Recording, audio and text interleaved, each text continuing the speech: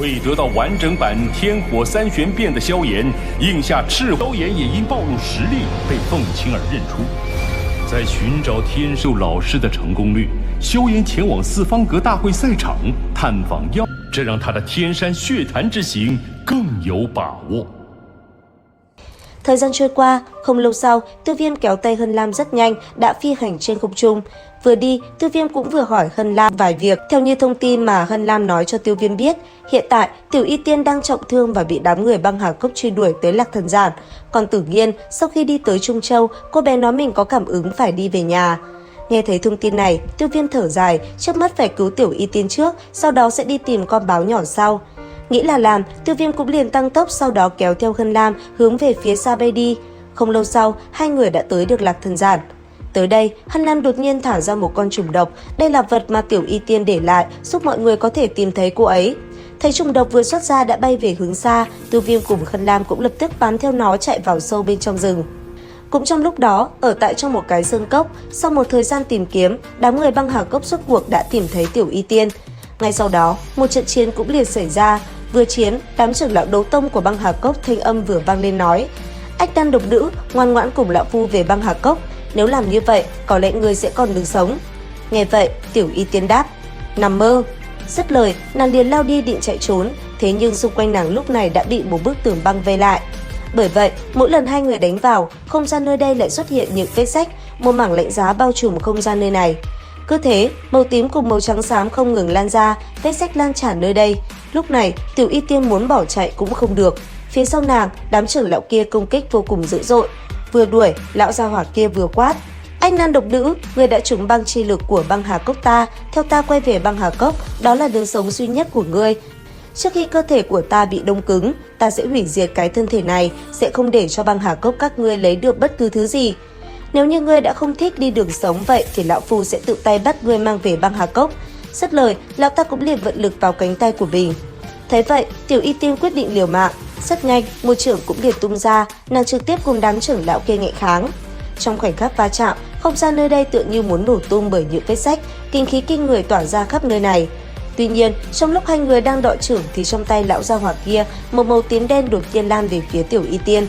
Tới đây, vết thương trên người nàng cũng liền bị kích phát, cơ thể theo đó cũng trở nên run rẩy. Ngay lập tức, nàng bị tên kia đả thương, thân thể ngất lịm cứ thế rơi xuống. Thế nhưng, đúng vào lúc này, ở phía dưới đột nhiên Tiêu Viêm xuất hiện. Sau đó, anh ấy liền vòng tay ra sau lưng Tiểu Y Tiên và nhẹ nhàng đỡ lấy nàng đang ngất lịm vào lòng. Làm xong, anh ấy liền nhẹ nhàng đặt Tiểu Y Tiên xuống, ánh mắt sắc lẹm nhìn về tên trưởng lão của băng hà cốc. Thấy vậy, lão gia hỏa kia trường thương trong tay xuất hiện, thanh âm lìa vang lên quát: Tiểu tử, ngươi dám phá hư đại sự của băng hà cốc ta, lão phu sẽ lấy mạng ngươi. Dứt lời, cây thương băng xoay tròn, lão ta lao thẳng về phía Tiêu Viêm công kích. Đối diện với lão, trọng xích trong tay Tiêu Viêm khẽ động, ngay sau đó, anh ấy liền cầm trọng xích lao lên mạnh mẽ cùng đối phương va chạm. Trong khoảnh khắc hai người đánh vào, một trận rung động kinh người vang lên, một màu xanh cũng liền tản ra xung quanh. Sau một đòn đó, hai người cũng liền tách ra. Nhìn Tiêu Viêm, thanh âm lão gia hỏa kia vang lên quát: Một tên nhất tinh đấu tông mà cũng dám làm cản trước mặt băng hà cốc sao? Hôm nay, nơi đây sẽ thành mồ chôn của ngươi. Đám người các ngươi quả nhiên chẳng phải thứ tốt lành gì. Nghe vậy, một tên trưởng lão khác quát: Băng phù, hắn giao cho ngươi. Dứt lời, lão gia hỏa tên Băng Nguyên, bàn tay liền xuất hiện một cái lưỡi băng trực tiếp đánh về phía Tiểu Y Tiên. Thế nhưng, vừa khi hắn ta xuất ra lưỡi băng, đột nhiên từ phía xa, Địa Yêu Khôi đã liền xuất hiện đá xuống. Khi tên kia né được, tảng đá phía sau lưng hắn ta cũng liền nứt ra một mảng lớn, đất đá như vỡ nát. Ngay sau đó, Địa Yêu Khôi vẫn chưa dừng lại, nó có thể liên tiếp lao về phía đối phương công kích, khiến lão gia hỏa kia chỉ biết tránh né. Thấy vậy, Băng Nguyên hét lớn nói: Băng phù, lấy mạng tiểu tử kia mau, khôi lỗi này là do hắn điều khiển. Nghe được tiếng hô của Băng Nguyên, Băng phù cũng khẽ biến sắc quát: Băng Hạc, người cùng những người khác bắt ách nan độc nữ lại, còn tên này giao cho ta. Dứt lời, trường thương trong tay Băng phù khẽ động, hắn một lần nữa muốn lao về phía Tiêu Viêm thì đột nhiên Thiên Hỏa Tôn giả xuất hiện. Ngay sau đó, ông liền một quyền đánh bay lão gia hỏa Băng phù xuống mặt đất, làm nơi đây rung động. Chưa hết, quyền thứ hai trên tay ông đã lập tức đánh ra. Thấy vậy, trường thương trong tay Băng phù cũng lập tức phóng ra mạnh mẽ cùng quyền cước ngạnh kháng. Trong khoảnh khắc va chạm, một vụ nổ âm âm kinh người bạo phát, làm không gian xuất hiện những vết rách khủng bố. Cứ thế, Thiên Hỏa Tôn giả cùng lão gia hỏa kia va chạm vô cùng quyết liệt. Thế nhưng gần đó, Băng Hạc dẫn theo hàng chục tên đệ tử đã liền lao về phía Tiểu Y Tiên, muốn bắt lấy nàng. Thấy vậy, Tiêu Viêm liền hóa thành hai đạo thân ảnh mang theo trọng xích vung lên mạnh mẽ, cùng Băng Hạc va chạm vô cùng quyết liệt, kinh khí cũng không ngừng bạo phát. Còn thân phận, nó cùng đám đệ tử của băng Hà Cốc giao phong, lấy tốc độ như tia chớp, chỉ trong nháy mắt đã đập cho bọn chúng tơi bời. Gần đó, Tiêu Viêm cùng băng Hạc cũng giao phong vô cùng mạnh mẽ.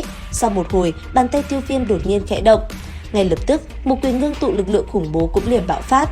Rất nhanh, cười nhẹ một cái, Tiêu Viêm liền dùng bát cực băng đập thẳng xuống dưới người băng Hạc, chấn bay tên kia xuống dưới. Nhất thời, một màu xanh liền tỏa ra, lan tràn nơi đây, thân thể băng Hạc theo đó cũng bị chấn bay xuống mặt đất.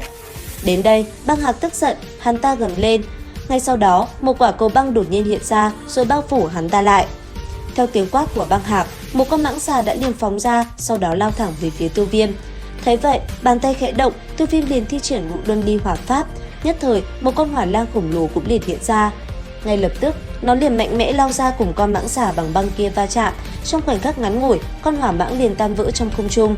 Bị một đòn này, thân thể băng Hạc cũng bị chấn bay ngược lại. Ngay khi hắn cố gắng đứng dậy, Tiêu Viêm chớp mắt đã tới gần hắn.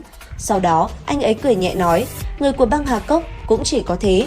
Dứt lời, Tiêu Viêm một cước trực tiếp đá văng băng Hạc đập vào vách đá. Chịu một đòn này, băng Hạc từ trên tảng đá lớn trượt xuống, thân thể chằng chịt vết thương, hắn ta cầm lên hét quát. Tiểu thử, sớm muộn gì ngươi cũng phải hối hận vì việc làm hôm nay. Tiếng quát hắn ta vừa dứt thì phía bên kia, thân thể băng phủ cũng bị Thiên Hỏa Tôn giả một chưởng đập bay vào vách đá, khiến một trận rung động bạo phát, băng phủ trực tiếp bỏ mạng. Làm xong, vị lão nhân kia lẩm bẩm nói, hai, không có thân thể đúng là vô cùng phiền toái, chỉ là thu thập một tên đấu tông mà cũng rắc rối như vậy. Phía xa nghe thế, Tiêu Viêm đáp, Thiên Hỏa tiền bối xin yên tâm, dược liệu đã chuẩn bị tốt, chắc không lâu nữa thì người cũng có thân thể lại rồi. Băng Hạc ở bên cạnh nghe thấy lời này thì ánh mắt lóe lên nói, tiền bối, việc luyện chế thân thể là chuyện mà băng Hà Cốc ta am hiểu nhất, chỉ cần lạm bắt lấy ách nan độc nữ, chúng ta sẽ luyện chế ra một thân thể miễn phí cho người. Nghe vậy, Thiên Hỏa Tôn giả chậm rãi gật đầu, thế nhưng tích tắc sau, bàn tay ông đã nhẹ nhàng đưa về cổ của băng Hạc. Lúc này, chỉ thấy một tiếng hét vang lên, băng Hạc đã mất đi sự sống. Làm xong, Thiên Hỏa Tôn giả ném xác của hắn về phía Tiêu Viêm rồi nói, tiểu tử, người như thế này không cần cho hắn cơ hội nói chuyện, nếu không, sớm muộn gì cũng có biến cố. Đa tạ Thiên Hỏa tiền bối nhắc nhở, bên này cũng kết thúc rồi. Dứt lời, theo ánh mắt hai người nhìn lên, băng nguyên đã bị địa yêu khôi tẩn trong một trận liều tử. Ngay sau đó, hắn ta liền bị địa yêu khôi bắt lại, rồi phóng người xuống phía dưới. Nhìn thấy băng Hạc cùng băng phù bỏ mạng, băng nguyên gầm gừ nói, các ngươi trốn không thoát đâu. Nghe vậy, Tiêu Viêm cười nhẹ quát, ta cần biết một số chuyện. Người nghĩ ta sẽ nói sao? Ta muốn biết cái băng chi lực mà các ngươi nói lúc nãy là cái gì. Băng chi lực chính là đấu khí độc hữu của băng Hà Cốc ta, nếu như xâm nhập vào trong thân thể, nó sẽ khiến tứ chi dần đông cứng. Làm thế nào giải trừ? Không có, trừ khi được cốc chủ băng Hà Cốc ta ra tay, nhưng mà các ngươi còn chưa có bổn sự như vậy. Ánh mắt Tiêu Viêm lạnh lạnh không để ý tới lời này, nghiêng đầu gật đầu với Thiên Hỏa Tôn giả, rồi cứ như thế xoay người rời đi. Mới đi được vài bước thì đã nghe đến âm thanh cốt cách gãy nát ở phía sau truyền đến, một tiếng hét thảm vang lên. Và liệu rằng tiếp theo diễn biến của tầng 109 sẽ còn gì hấp dẫn? Theo dõi kênh để biết thêm chi tiết nhé. Xin chào và hẹn gặp lại!